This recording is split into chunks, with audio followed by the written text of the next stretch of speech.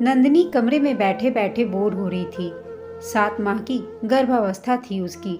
ज्यादा काम नहीं करना पड़ता था उसे। तभी काम वाली शांता झाड़ू निकालते हुए बोली, भाभी जी, ये पलंग के नीचे एक सूटकेस रखा है, इसे उठाकर अलमारी के ऊपर रख दूं क्या? या आप कहें तो कपड़े जमा दूं इसमें?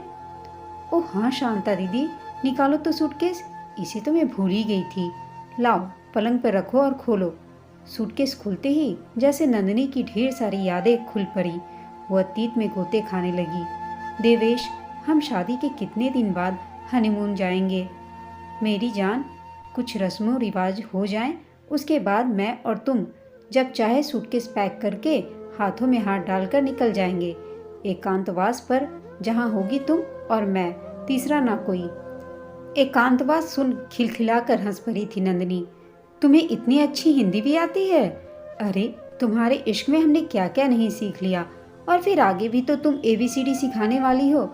ऐसी जलेबी जैसी चाशनी में डूबी बातें सगाई और शादी के बीच 6 महीने में लगभग रोज ही करता, और वह भी अपने सपनों के राजकुमार की बातों पर यकीन कर लेती।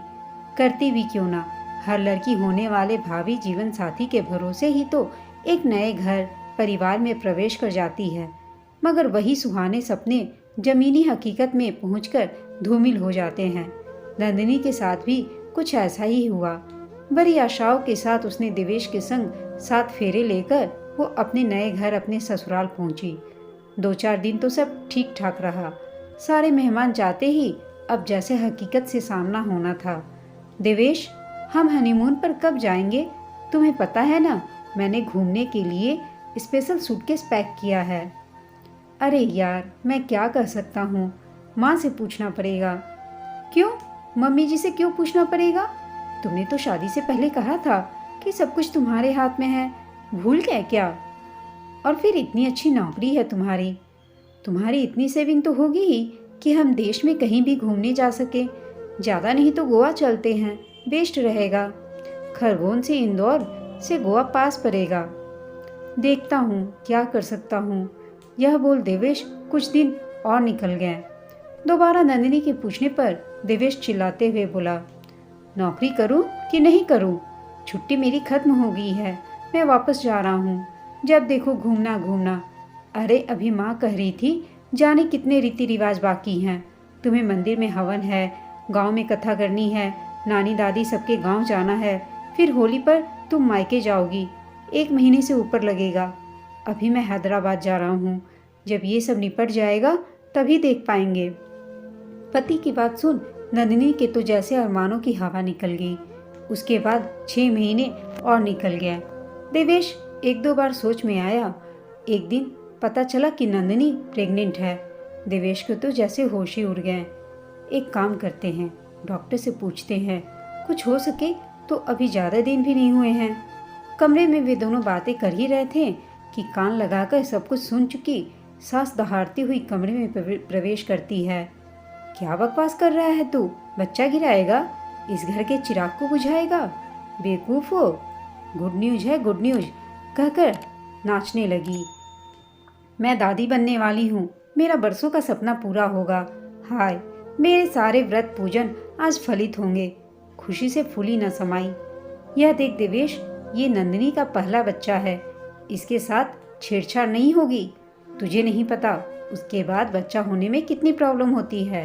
और मैंने कह दिया, अब कोई और शब्द नहीं निकालेगा मेरे सामने। डर के मारे देवेश और नंदिनी कुछ बोल ना पाए। देवेश अपनी नौकरी पर चला गया और नंदिनी ससुराल नाम की कैद खाने में बंद होकर रह गई। नंदिनी भाभी, सो रही हो क्या? अपनी ननद की आवाज़ से नंदिनी वापस वर्तमान में आ गई। नहीं दीदी, बस बैठी हूँ। आइए बताइए कैसे आना हुआ? ननद ज्योति की शादी अभी 1 महीने पहले ही हुई है। कहने को तो स्वभाव की तेज है, अभी तक घर में थी। तब तक नंदिनी के कपड़े, मेकअप, चप्पल, ज्वेलरी, लगभग हर सामान इस्तेमाल कर चुकी है। बस कुछ दिनों से ही नंदिनी के पास मांगने कुछ नहीं आई थी, क्योंकि अपने ससुराल में जो व्यस्त थी उसे भी बड़ी राहत थी। ना चाहते हुए भी हर सामान देना पड़ता था नंदिनी को, क्योंकि वो एक ही बात कहती, भाभी अब आप ये कहाँ पहन पाओगी, आपकी प्रेगनेंसी है ना। नंदिनी ने भी बात को दिल पर नहीं लिया और अपनी छोटी बहन समझकर सब सामान देती रही ज्योति को। तभी ज्योति बोली, भाभी मैं और अनुज हनीमून पर जा रहे हैं। माँ ने कहा एक बार सबसे मिल लूं, इसलिए चली आई। और आप बताइए, आपकी तबीयत ठीक है? और ये देखिए मैं आपके लिए चॉकलेट लाई हूँ, आपको पसंद है ना? अरे भाभी ये क्या पिटारा खोलकर बैठी हो? तभी उसकी नज़र सूटकेस पे पड़ी। वाह कितने अच्छे टॉप, ये वन पीस बहुत सुंदर, कहाँ छुपा रखे थे ये सब? अच्छा भाभी मैं क्या सोच रही थी कि हम मालदीव जा रहे हैं। एक काम करती हूँ, ये सारे कपड़े मैं ले जाती हूँ, आपको तो अब कभी फिट भी नहीं आने वाले। तभी कमरे में पहुंची सासू जी बोली, हाँ हाँ ज्योति ले जा, ये तो अभी माँ बनने वाली है, ऐसे छोटे मोटे कपड़ों की इसे क्या ज़रूरत। अब तो इसके बच्चे ऐसे छोटे छोटे कपड़े पहनेंगे और फिर मुझे नहीं लगता कि 5 साल तक ये कहीं जा पाएगी। और फिर मोटापा, हाय एक बार जो चर्बी चढ़ गई तो बड़ी मुश्किल से ही निकलती है। या फिर सविता जी बड़ी बेशर्मी से बोली जा रही थी। दोनों माँ बेटी की बात सुन नंदिनी का दिमाग घूम गया। वैसे ही प्रेगनेंसी की हालत में उसके इतने मूड स्विंग्स होते थे, ऊपर से उसके सारे ख्वाब चकनाचूर करने में सबसे बड़ा हाथ तो इन माँ बेटी का ही था। आज इन्हीं की वजह से उसकी ऐसी हालत है। कहने को बच्चा उसका है, मगर इस तरह तो नहीं चाहती थी वह। फिर क्या था, वो अपनी भावनाओं पर काबू न रख पाई और चिल्लाते हुए बोली, बस करे मम्मी जी, ये सब आपकी वजह से ही हुआ है। और आज आप जो मेरी खिल्ली उड़ा रही हैं, और बस बहुत हुआ दीदी, मैं आपको अपने कमरे की एक कील भी अब नहीं ले जाने दूंगी। खबरदार जो मेरे कपड़ों को ले जाने का सोचा भी तो। अचानक से नंदिनी के ऐसे बोल व्यवहार को देख दोनों माँ बेटी डर गईं। तभी देवेश जो सब कुछ सुन चुका था कमरे में आया और बोला, शांत हो जाओ नंदिनी, यह लो पानी पियो। बोल उसकी पीठ पर हाथ फेरने लगा, ऐसे करोगी तो बीपी हाई हो जाएगा। वैसे ही तुम्हें बहुत सूजन है, तुम पहले यहाँ आराम से बैठो। सिरहाने तकिया लगाकर उसे आराम से बैठाया और फिर बोला, और आप दोनों ये क्या कर रही हैं? उसके जले पर नमक छिड़क रही हैं। आपको भी तो सब कुछ पता है कि हम दोनों कितने परेशान हैं। और फिर आपकी बहू गर्भवती है, कम से कम उसका तो लिहाज कीजिए माँ, उसकी भावनाओं को ऐसे चोटिल ना कीजिए। और कहीं ना कहीं मैं भी इसका गुनाहगार हूँ। अगर मैं थोड़ा सा समझदारी से काम लेता तो आज मुझे यह दिन ना देखना पड़ता, गुस्से से देवेश बोला। तब बात को संभालते हुए सविता जी बोली, अरे बेटा हमारा मकसद बहू की भावनाओं को चोट पहुंचाने का नहीं था। बहू तुम आराम करो, कहीं बीपी बढ़ गया तो लेने के देने पर जाएंगे। मैं अभी तेरे लिए अनार का जूस भिजवाती हूँ। और ज्योति तेरी शादी तो हमने इतने अच्छे घर में किया है, तुझे क्या ज़रूरत है अपनी भाभी का सामान मांगने की।